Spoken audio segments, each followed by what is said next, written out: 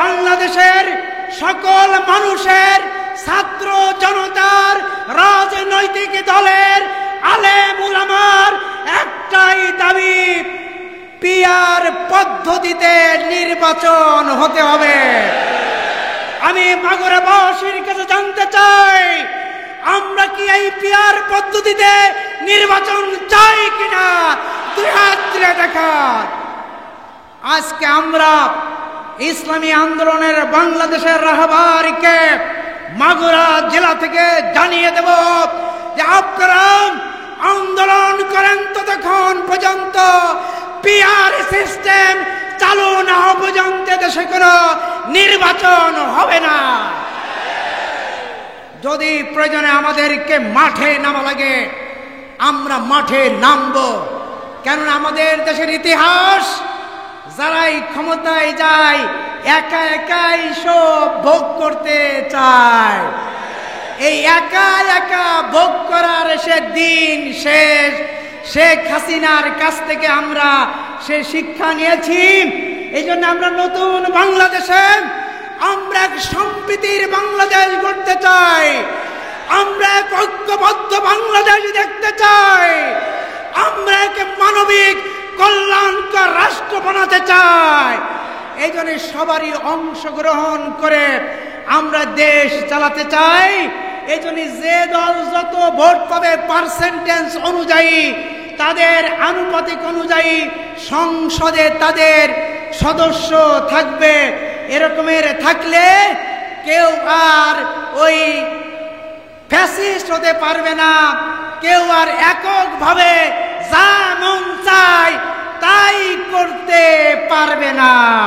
এদেশের তৌহিদি জনতার প্রাণপ্রিয় সংগঠন ইসলামী আন্দোলন বাংলাদেশ মাগুরা জেলা কর্তৃক আয়োজিত আজকের এই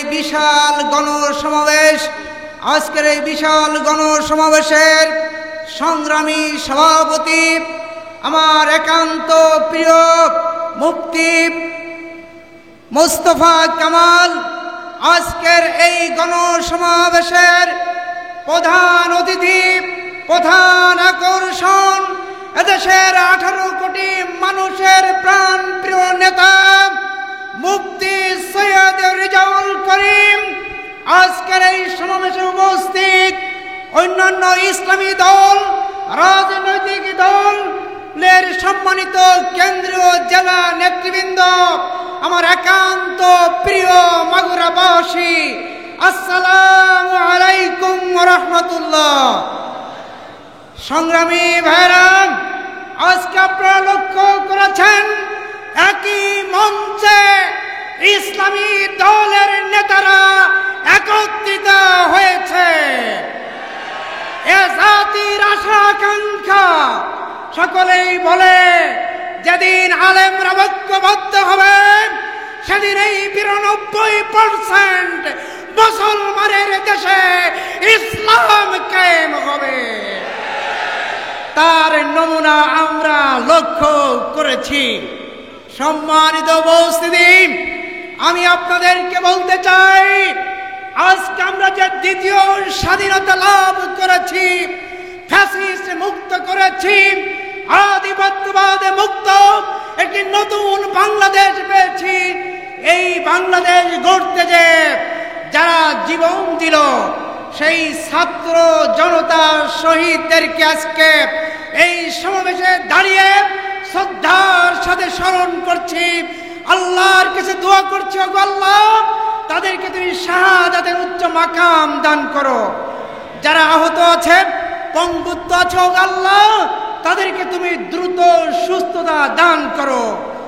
আমরা আল্লাহর কাছে তৌফিক চাই, যারা আমরা এখনো গাজী হিসেবে বেঁচে আছি, যতক্ষণ বা যতদিন না পর্যন্ত আল্লাহর এই জমিনে আল্লাহর আইন চালু না হবে, বাস্তবায়ন না হবে, আমাদের সংগ্রাম, আমাদের আন্দোলন চলবেই চলবে।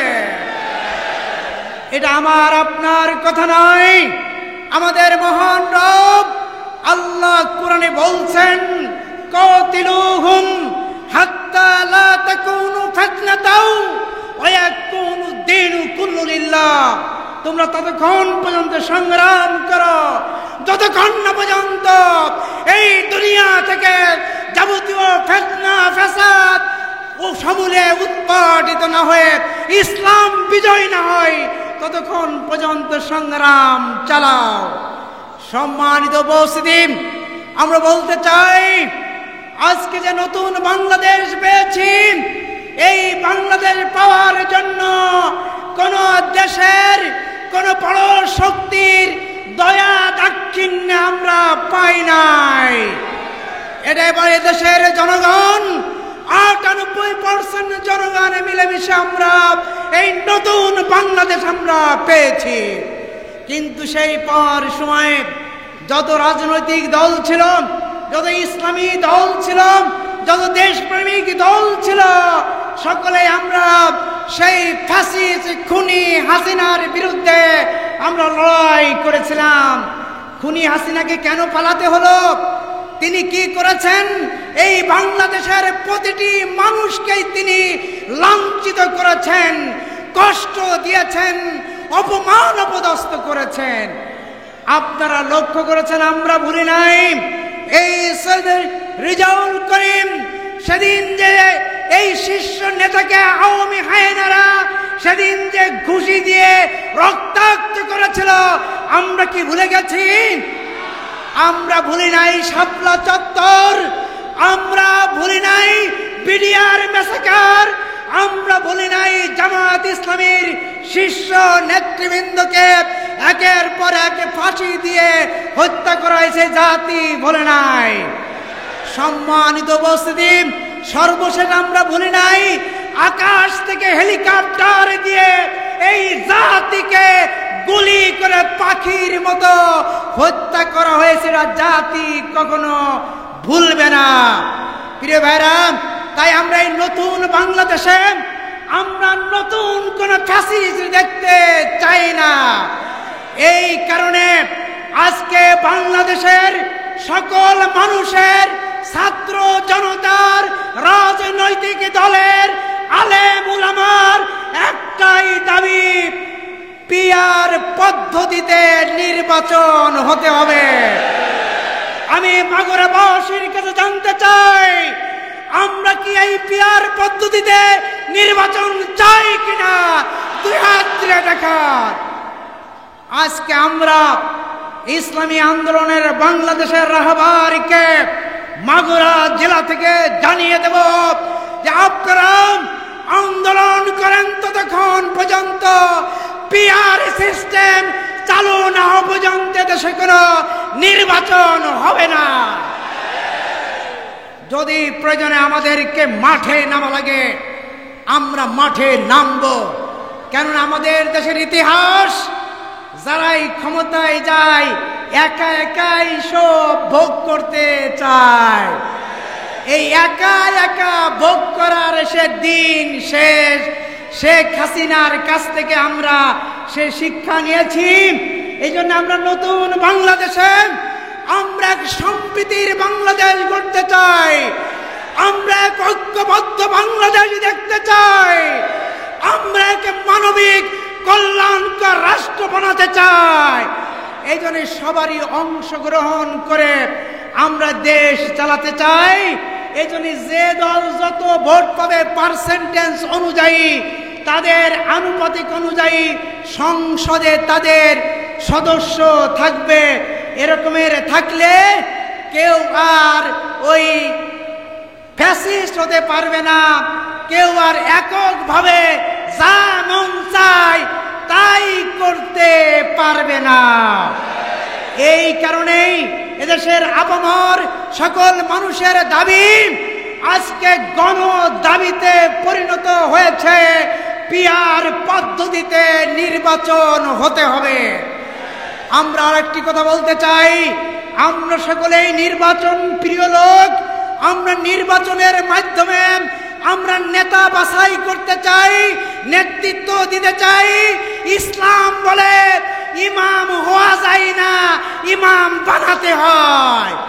এই জন্য আমরা সংসদের ইমাম বানাতে চাই, সবাইকে নিয়ে আমাদের সংসদ চালাতে চাই। এই জন্যে আমরা পিয়ার সিস্টেমের কথা বলছি।